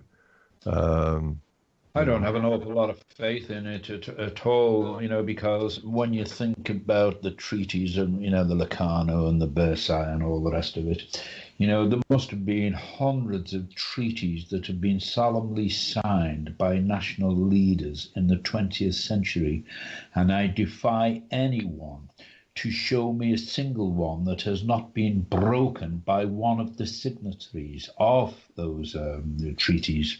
So the law is there to be broken. It is there to control us. And it's the misapplication of the law. You and I are saying things that could get us a knock on the door and get a 5-year jail sentence. But if you and I were to say it against, say, the Jews or the Pakistanis, the Hindus or the Muslims or anything like that, we would probably get a visit. We'd probably get a fine, and we'd be taken to task by the prostitutes. But when they say far more inflammatory things about the ethnic Europeans, then the law turns a blind eye to it. So, how can you have a law that is not a level playing field when it applies to some but not others? You can't have a law like that, but we do have a law like that. Well, the whole idea, the legal jargon is cant language, which is language that is used to gain advantage and deceive people. So that's your jargon of what we deal with, and the legal system was put together to gain advantage and deceive people. So how would you possibly get a equal law out of something like that? You can't. So I just think that they've moved this thing so fast in the last few years that you're coming up with these most ridiculous laws. Most laws that they came up with, people would bitch and complain about and say, "Oh well, what was I put?" But they're getting so ridiculous now. Even the dumbest of the dumb, the weakest of the weak, the most fearful of the fearful, are now starting to say, "This is nuts," right? And that's the beauty of it. Even those people now have to, your food's poison. How can you say this is a great country when your food's poison? How can you even go there? How much else poisoned? Well, I was talking to a guy in the store we're renovating there yesterday, and he spent 30-some years in feed grain and that. And he said, it's funny that you bring, we have a $60 million lottery here or something. He said, if I won the money, I would give a great portion of it to the Children's Hospital Fund. That's a good idea, I suppose. But what I would do is I would give it to farmers who were willing to stop using the poisons and cleanse the land and start growing real food, because why are there so many sick children? Right, is the question, not the fact there are sick children. Why are there so many sick children? Obviously, because what they're ingesting is not good for them. So we need to get back to have some real food. And that kind of hit him, because he said, I spent 38 years in the grain business or whatever. And as the years went by, the amount of garbage that was in those grains now sprayed on those grains, and now, right, they're basically, sacks of poison. And so, what kind, we're your government. Well, okay, if you're my government, get the poison away from me. And I'm going to do this one more time. I did this yesterday afternoon. I was at a big drugstore, Shoppers Drug Mart. Went in there. We went to get a card or something for a birthday, and I said, we walk in. There's a huge sign inside the front doors. Get your flu shot. So I go to the back to the pharmacy, and I said, I just wanted to see if this pharmacist even had the capacity to think. And I said, I went to see my doctor, and my doctor gave me a checkup, and my doctor said that I'm not autistic. Right. And so he suggested that I go get a flu shot. Uh-huh. And I thought maybe she would catch this, right? Yep. The connection between autism and these vaccines, but she didn't. And so then she wanted me to fill out this big form. And I said, what's that for? I just want to get a shot. and because I was told that if I get this flu shot, I will never ever get the flu. She said, that's correct. Well, that's brilliant. So just give me the shot. And well, you have to fill this form out. And once you take the shot, you have to get it every year. Really. And so I'm 100% for sure never going to get the flu. Well, it's not 100%. Well, wait a minute. You guaranteed me, but I didn't say nothing to her. You just finished guaranteeing me if I get the shot, I won't get the flu. But now you're not so sure. It's not 100% now. But the upside, she says, is if you get the shot, you probably won't get as sick, and you probably won't pass it to someone else. And I looked at it. I think a lot of doctors, when they write out the prescription, I think they've got their fingers crossed under their desk. Well, when I finally just looked at her, I said, "Do you honestly believe the bullshit that you just said to me?" And she said, "Well, yes." And I thought, no wonder we're in trouble, right? Yeah. You know, it doesn't matter if it's a teacher, the preacher, the pharmacist, the doctor. It just doesn't really matter. These people are taken and they're put in these little boxes, and they're told things. And in order for them to get their degrees, they have to agree to these things they're told about, and their career basically is connected to a load of bullshit. Yeah, they're programmed. Yeah. Now, they're programmed. have you ever seen there's a song called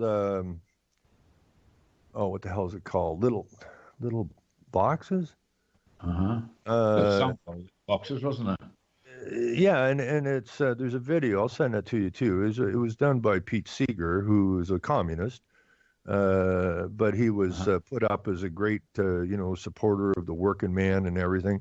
But he was definitely Marxist, and but he did a little song. It was Tiny Boxes, Little Boxes, whatever the hell the song was.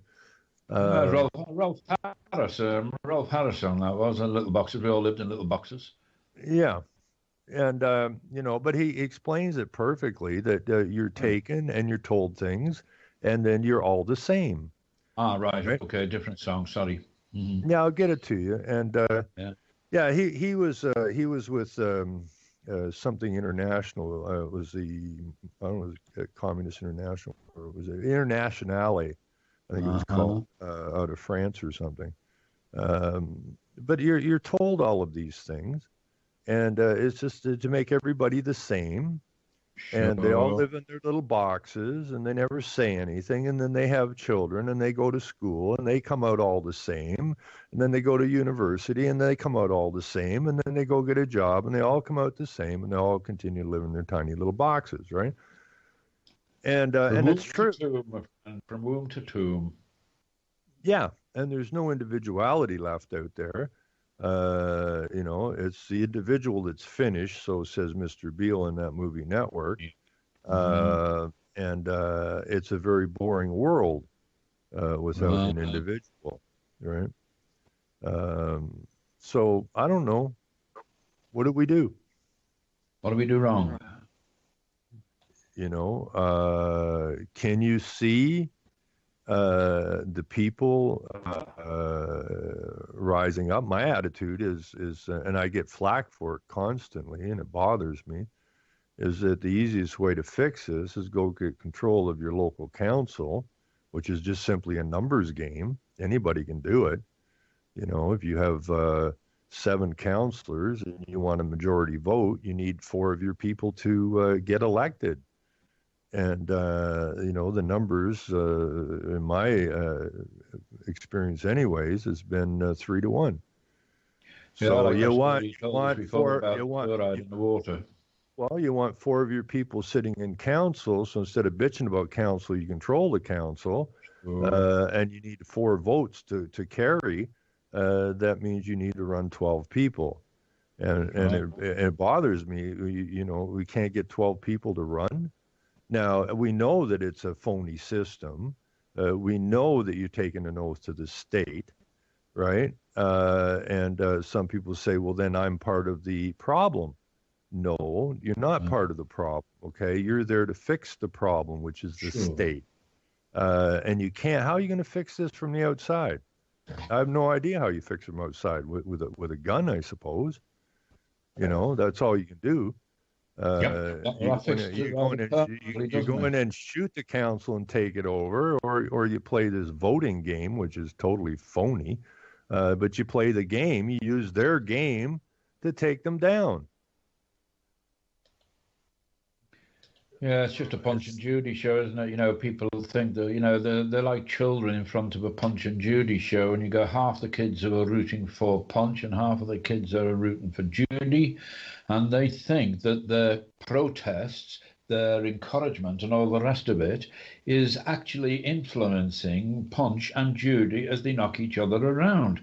And this is all an election is. People actually believe that they are influencing things when they vote Labour or Democrat or Republican or Conservative. They actually believe, like the children at the Punch and Judy show, that they are influencing things. They are that deluded, self-delusional perhaps.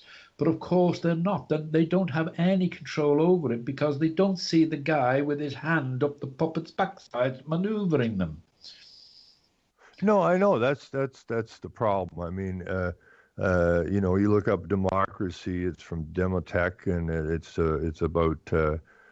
about the commoners, and it's how to control the commoners. And it's to keep them divided. And so on and so forth. Now, here's a question that I would like to ask Tony, but maybe you know about it. We have this thing going on here now, direct democracy. Now, we have seen lots of Facebook sites popping up, direct democracy. And I'm trying to explain to these people, how can you have direct democracy when democracy itself is based on a fraud? Sure. Real democracy. Well, as long as you got the word democracy in there, you can't possibly be taken seriously, right? That's right. And I said that's all that shit out of the UN, anyways, right? That's the people voting globally crap, right? So yeah, we have quite a movement going here now. And it just freaks me out because I have conversations with these people, and they're convinced that this new democracy, this direct democracy, will work. I had a guy who says, well, Switzerland has direct democracy. I said, do you ever understand? You ever wonder why Switzerland never got bombed? Okay, and you want to emulate Switzerland? Okay, where the hell do you think these players hang out at? Right? Where do you think these globalists hang out at? And they want this direct democracy, so they got complete and total control over you. But yet you want to have direct democracy. So I'm trying to be nice to these guys right now, and I may try to get one of them on the show and just let him out himself. Right? Yeah, they're either completely stupid. They're still wandering around in the legal system and that. And if you want to, it's just another movement to drag the people who are so dissatisfied. This is what I hate about the internet. People get totally dissatisfied. Well, we voted for these guys and they didn't do nothing right, and we voted for those guys and they didn't do nothing right. So what's the point? Well, here's the answer. You need direct democracy. What's that? Well, it's totally different than your democracy now, which is representative democracy, which doesn't work. But direct democracy will work for you. Oh, great. That's what we want, direct democracy. And people are so lame in the brain, they just jump on the bandwagon, eh? That's right. So I'm going to try and work my way through with these guys and then slap them and try to wake some people up again on that part of it. So it's like you're putting fires out all the time. But I just didn't know if you knew anything about this direct democracy movement or not. Well, you had direct democracy in National Socialist Germany, didn't it? It was run on plebiscite. So obviously the management of the country is mundane and can be done very effectively by the parliament, in their case the Reichstag, which is absolutely fine. I think Belgium, not so long ago, I must do an article it sometime, Ron, is Belgium didn't have a government for about 3 years, and yet the country, although it's a small country, it's very pivotal, remember. It's the headquarters of Brussels, the European Union, and all the rest of it. It's a powerful little country, but it didn't have a government for about 3 years, and it ran just perfectly smoothly. And Spain, until this week or last week, for 18 months, I think it was, it didn't have a government. But Spain kept on running without a problem at all. So we don't really need a government. But what they did have in National Socialist Germany is if there was a major decision to which everybody should have an opinion to state. Now, we'll give you an example of it. There was the coming together, the Anschluss of Austria and Germany. And the question was put to the Austrians and the question was put to the Germans. The Germans said, do you want Austria to be part of the Reich? And the Austrians were asked, do you want Austria to be part of the Reich? And it's one of the ironies is that more Austrians voted in favour of joining Hitler's Reich than Germans who wanted them to. It was only very, very small. I think it was something like 97.6% of the Austrian people voted in favour of, coming together with the Reich, whereas it was 94 or 95% of the German people wanted the Austria to be part of their Reich. But they had it on the Sudetenland, they had it on other parts when they were coming together, like the Saar, S-A-A-R. And major issues. So in Britain or Canada, for instance, the major issues I would have thought would be obviously immigration, obviously fluoride in the water, this sort of thing, the sort of thing that affects us all. Right. But this is direct democracy. Well, that is the democracy's phony, but I suppose you could call that direct democracy. You could call it normal democracy because once you vote someone in, if there's a major issue, it would only be democratic to have a referendum on the issue, which we don't have here. It's just we have a dictatorship. And the governing body, whoever they are, whatever party they are, have a so-called mandate, and they can do whatever the hell they want for the term that they're in for. So now they push this democracy. Now, in that sense, yes, but that's not the point. The point is the game of the United Nations is death of the nation state. Sure. The direct democracy they're trying to implement into these countries, i.e. Canada, is specifically there so that when they get enough of this together, just like windmills or anything else, they promote this stuff, right? And look how good they're doing with their windmills. We got to do better because we're going to fall behind. They do the same thing with the direct democracy, and that is just to get the people to the point. Now they're doing referendums, but the actual governing body is at that point is not what you think is your government. It is the unelected body at the UN, which is just a huge bureaucratic entity of nobody elected, who you're going to be doing a world referendum, a direct democracy referendum on. Some stupid environmental rule or somebody wanted to come up with in Africa or some small country, and we all vote on it and we all hang ourselves by it. This is not direct democracy; it's direct Marxism is what it is. Okay, it's a global Marxist deal. You have nothing. Our nations are going to hand over our resources; they already have to pay the debt. Right. And that's the payment of the debt. You don't have enough labor, enough people to pay the debt. You're too far in the hole. You're insolvent, and therefore you're going to have to sign over your resources. And then we, this unelected body of criminals, will divvy out to you what we feel is adequate. Yeah. And you will be given a direct vote upon these things. Well, forget about that, folks. Ain't going to happen, So I just don't like the way they continually move people towards this criminal entity. Now, when you said about Brussels, right? Okay, Brussels didn't have, what'd you say, 3 years or something? Yeah, it was quite a long time. It was about Yeah, 3 years. yeah. So where are the decisions being made? This is the problem. Okay, see, this is again goes back to the thing that the Chief Justice or whatever in England warned about the new despotism in 1929, and that was based on France's bureaucratic system. And so even though there's no leaders, okay, because the leaders aren't important at this time, okay, they're just showboat. They're the That's right. puppets. They're the ones that get to go in front of the TV sets and kiss babies or whatever. The bureaucracy's there. So regardless if there's a vote or not, okay, it runs as it is, as a business, right? The bureaucracy's all set up there. You don't need a prime minister. You don't need a president because your president has no power. Your prime minister has no power. The figureheads, it's like the royal family in England. You know, the figureheads, they don't have any means. They're not even allowed to say anything. You know, so probably the sovereign in England has probably, in some respects, got less power than the guy who empties your bins. I don't think she can vote. I'm not so sure about it.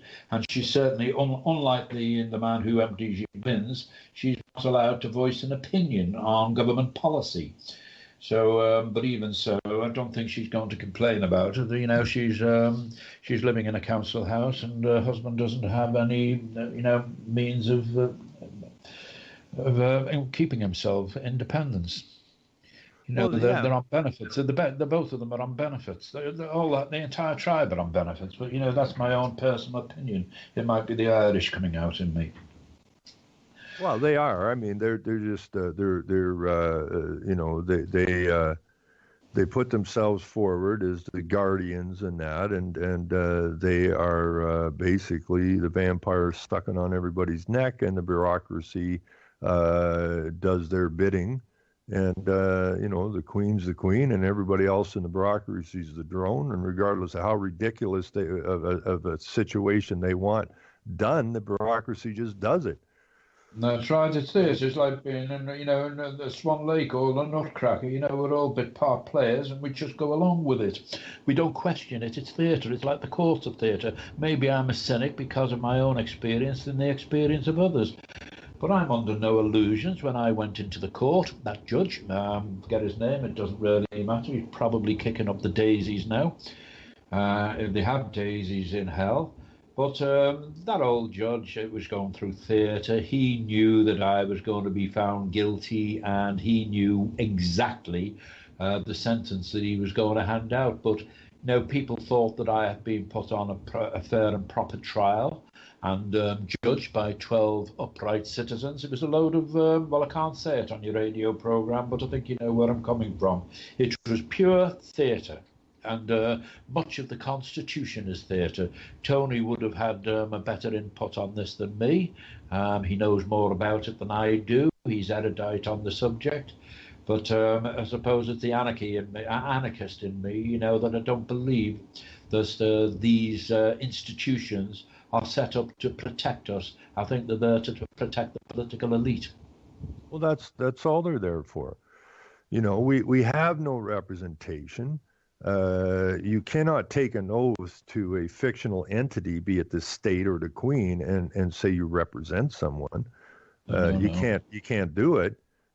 You cannot vote. People freak out when I tell them that. You've never voted. I vote all the time. No, you never. You voted as a proxy for the legal entity they created for you, because the legal system does not, and will never recognize a man or a woman. They can't do it. One's dead, one's alive. It's as simple as that. So you act as a proxy in a corporate vote. Uh-huh. Okay, because the only place you can use a proxy is in a corporate vote. Yeah, so you're voting for the board of directors of the corporation. That's it. And you want the board of the corporation to represent you somehow? How in the hell would that work? It doesn't. Self-delusional. And you don't have representation. When I phone up the Attorney General's office, I said, who's in charge of the courts? Well, they're under us, but we're not really in charge of them. Yes. Okay, well, who's in charge of them? Well, I think the clerks, don't you know? Well, maybe it's the judges.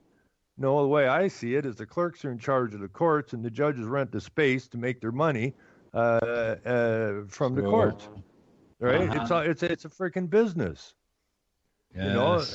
When they say, okay, here comes Michael. What did Michael do? He put a sticker up. Oh yeah, really? Hey, what can we suck out of Michael's pocket? I don't know. Let's charge him $4,000 or something. Give him 4 months in jail. That ought to make it. And how much do we get out of that? We do pretty good. Fine.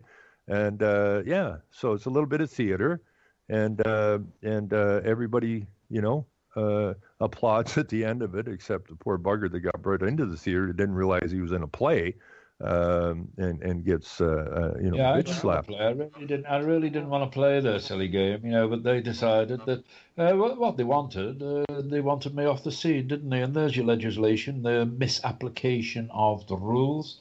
When I was put into Walton Jail, which, let's face it, is a horrible jail, it's Victorian jail, the brick walls and all the rest of it in the cells, and there was no means of relieving yourself in the cell. You had to knock and be led by prison officers just to have a pee. It was shocking, but presumably, just like a ship or in any institution, the jail had its rules. And they just broke the rules as they wanted, the prison officers. They put me into a cell with a deranged, violent prisoner.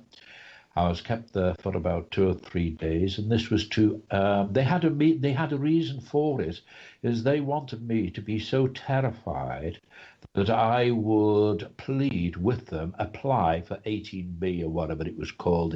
All these things have a name. They wanted me to apply to be sent up to the child rapists. These are all kept separate. And they wanted me to apply to be put in amongst those so I wouldn't pollute the rest of the population in the prison, with my racist talking. They wanted to isolate me, but they were not able to isolate me themselves. The rules wouldn't allow that, but what they could do is set up a situation in which I would apply. Well, of course, I didn't, and I didn't even know that I shouldn't have been in that prison cell. And it was one morning when I was going for breakfast with everybody else, porridge, and a prisoner said to me, he said, "Oh, what are you doing in that cell?" I said, "Well, I really don't have a choice, do I?" I said, "It's hardly a hotel." And he said, "But nobody's supposed to be in with that particular prisoner." I said, "What are you talking about?" He said, "Well, come and have a look at this." And he took me along to the notice board at the end of the block. And there it was, that particular cell that they had put me in. There was a notice there, under no circumstances must any other prisoner be put in with this particular prisoner. They put me in there. So it's all about fear and submission. That's what it's about. And if you don't submit, once you don't submit, it messes them up. They don't know what to do with you after that.